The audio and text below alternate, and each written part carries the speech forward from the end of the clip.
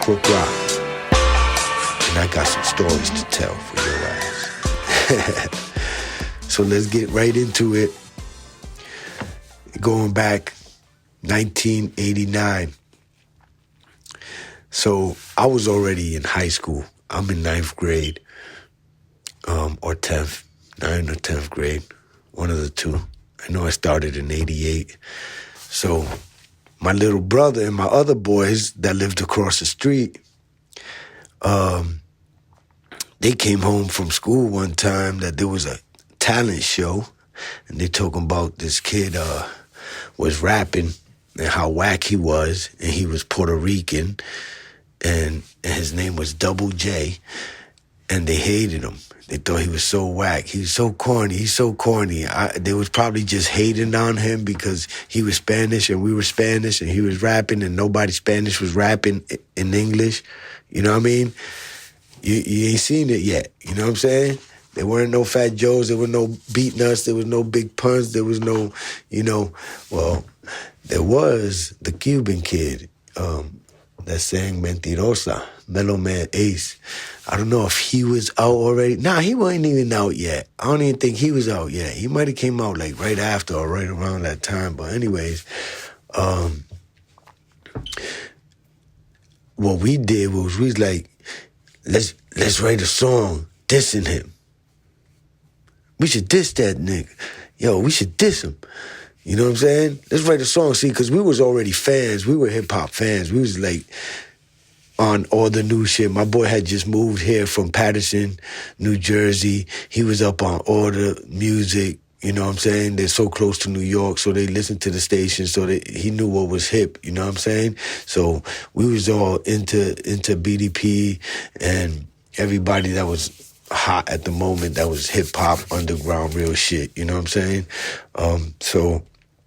So when we decided we were going to write this song to diss this dude, we went in there, went to my basement, ready to write, and then we was just like, man, fuck him, man. He ain't nobody. What we gonna diss him for? You know what I'm saying? So we said, let's diss niggas in the game that we don't like. You know what I'm saying? And we just started writing a diss song, dissing every whack rapper and whack crew that had actual records out. There was a lot of whack rappers out back then. You know what I'm saying? There was dope shit out, but there was a lot of whack shit. You know what I mean? Niggas was like mediocre at best. At best. You know what I mean? I can't even remember who all the people was that we dissed because they were so not memorable. You know what I'm saying? So, so from there, we wrote that rhyme. The shit came out nice. You know what I'm saying? I got inspired. I just wanted to keep doing it. I wanted to keep doing it. I felt good about doing it. I was good at it. I was creative and smart enough to write rhymes and keep coming up with more shit to say. You know what I'm saying? So I just kept writing. So I just kept writing rhymes, you know what I'm saying, and putting it together. And my mans, he was starting writing rhymes too, but then I just kept going. I just would be having like 9 verses, 10 verses written, and he's still on his third, you know what I'm saying? And I just kept going, and I would be like, yo, what's up? What you got? Let me hear. What's up? You know what I'm saying? And then he just wasn't into it like that. He just didn't feel like he could do it like that, you know what I'm saying?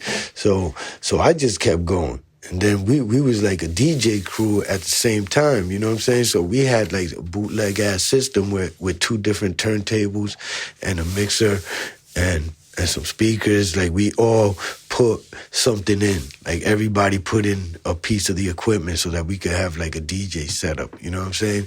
And we were like a little DJ crew. And so now I'm rapping, I'm DJing.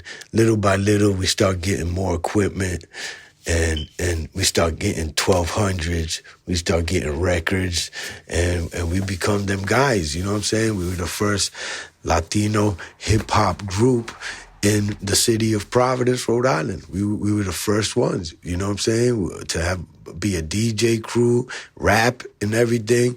You know what I'm saying? We were doing all the talent shows. We were at all the high schools. Our group was later called the Mac Men. This was like 92 now. We talking about 92. My boy that started rapping with me, he's not even in the picture no more. He's not even in the picture no more. He moved down south. He moved to Florida and shit. And me and my boys, that was all our friends that he also knew. We just changed the name of the crew, called it the Mac Men, and it was like 10, 11, 12, 13 of us, a bunch of friends and cousins, you know what I'm saying? And we were in all the high schools. So the majority of us went to Central High School. Few of us went to Hope High School. Some of us went to Mount Pleasant. And one of the crew members also went to Classical High School, which was right next to Central.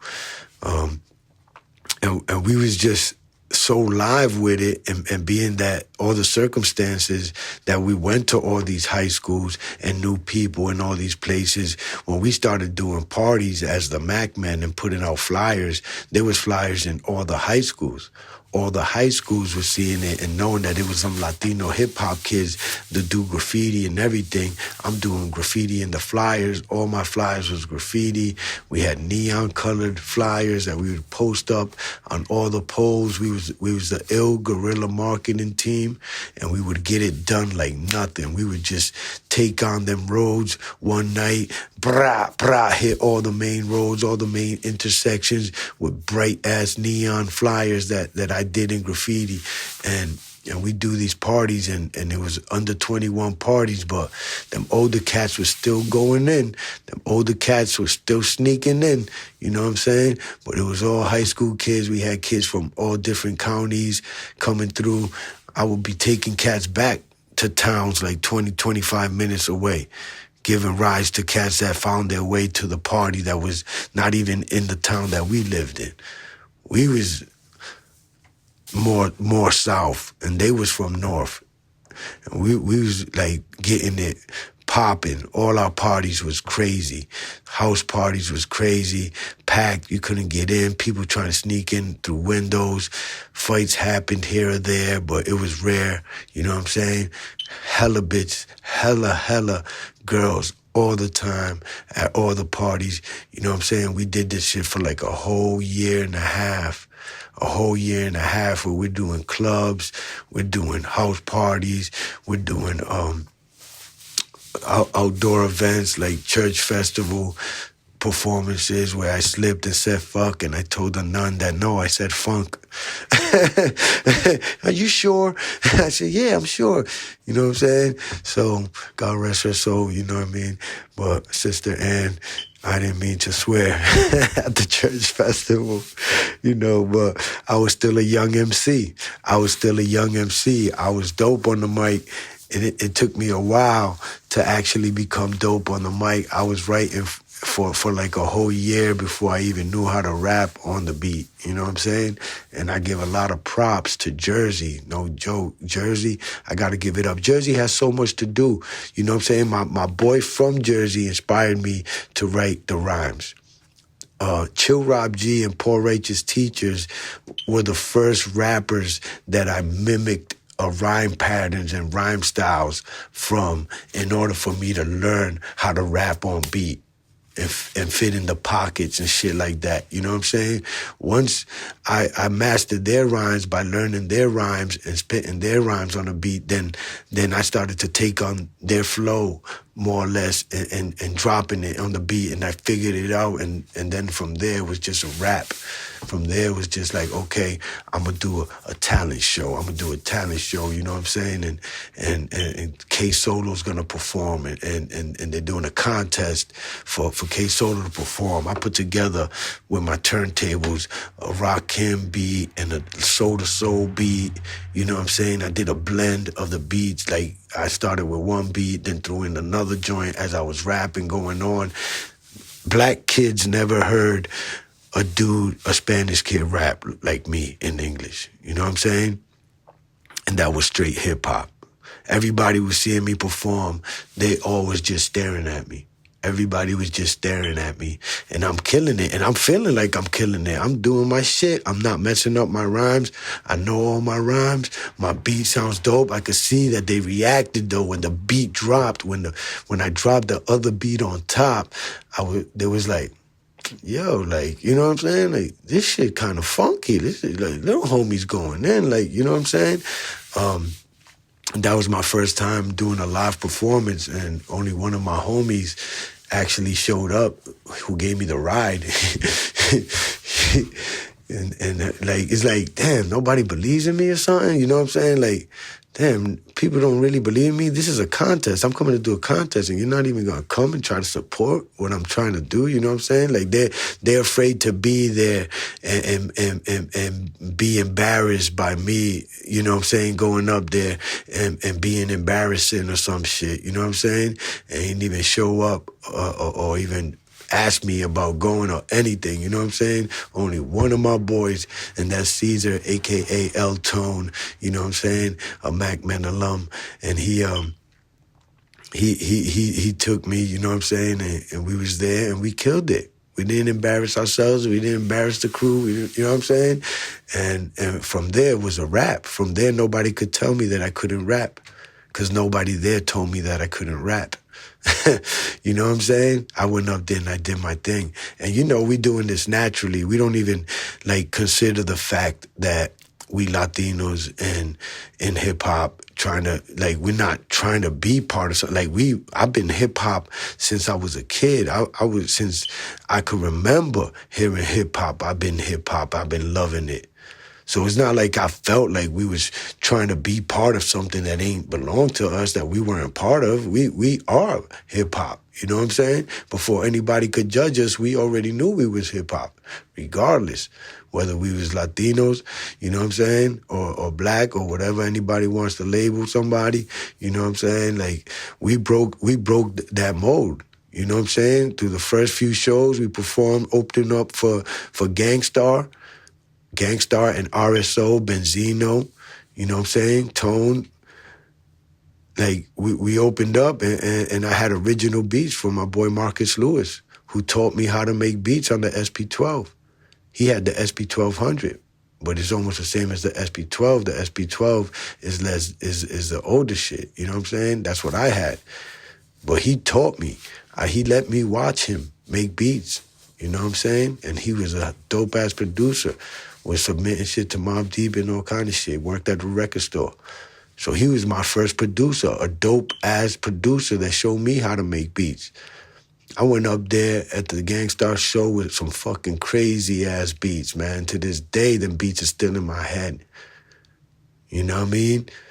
Original shit, and I'm up there kicking it. You know what I'm saying? Like, we live with it. My boys are stiff. All my boys is frozen on stage.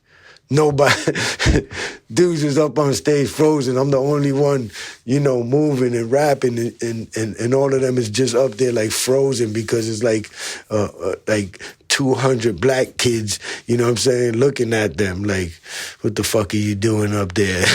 These bunch of Spanish pretty boys, what the fuck are y'all doing up there trying to hip hop, you know? They couldn't take it. They couldn't take the intimidation.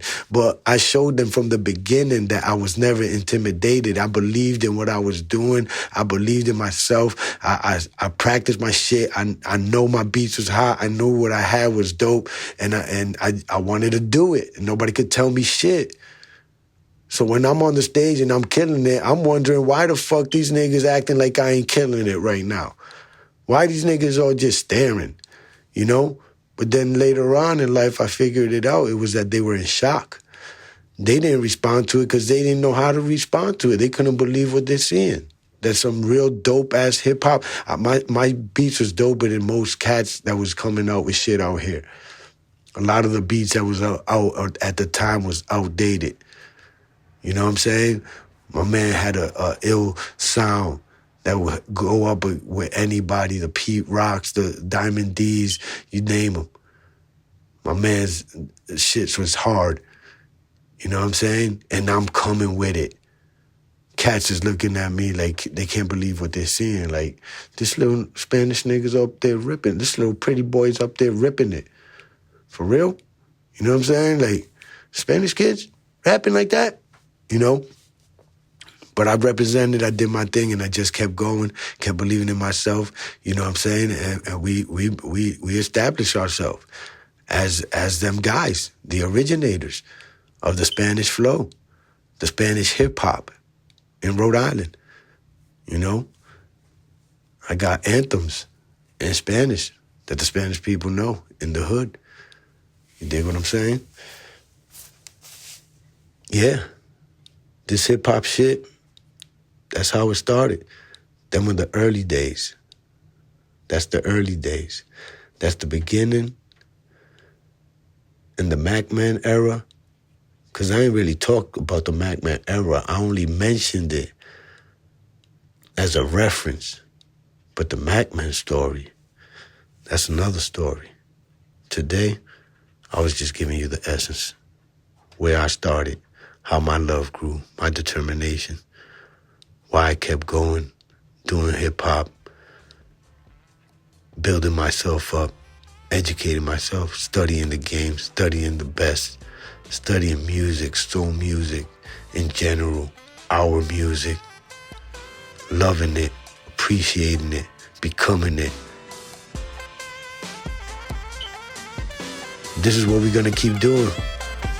This is Krook Rock Stories, episode number 2. Peace.